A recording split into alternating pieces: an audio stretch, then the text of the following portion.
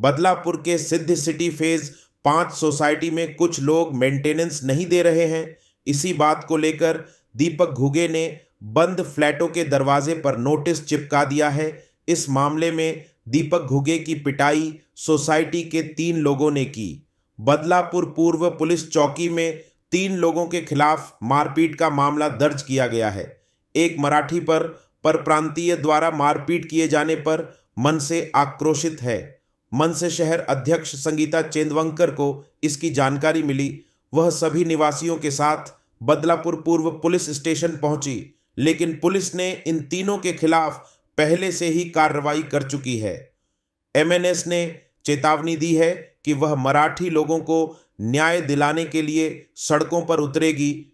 आमच्या सोसायटीमध्ये प्रॉब्लेम असा आहे की जे राहतात ना परप्रांतीय, त्यांचं कसं आहे, कोणतं पण सोसायटीमध्ये काम करायला घेतलं ना चांगलं होण्यासाठी, तर ते नेहमी आडेबाजी करतात, काम होऊच देत नाही पुढे, आणि ते मेंटेनन्स पण भरत नाही।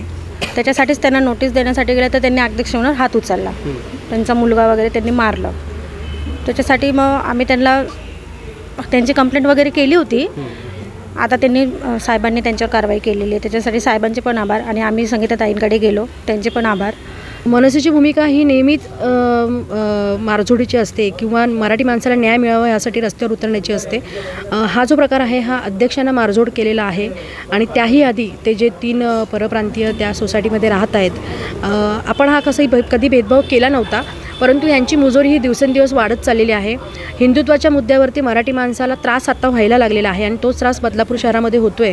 त्यामुळे मनसे आता आक्रमक भूमिका नक्कीच घेईल, परंतु पोलीस प्रशासनसुद्धा सहकार्य करते। त्यामुळे त्या सहकार्याच्या भूमिकेमुळे मी सन्माननीय बाळवलकर साहेबांचे मी खरोखर आभार मानेन की आपणसुद्धा मराठी माणसाला या सर्व गोष्टींमुळे त्रास होणार नाही, किंवा आपला मराठी माणूस बदलापूर शहरामध्ये कसा सुरक्षित राहील यासाठी ते प्रयत्न करत आहेत।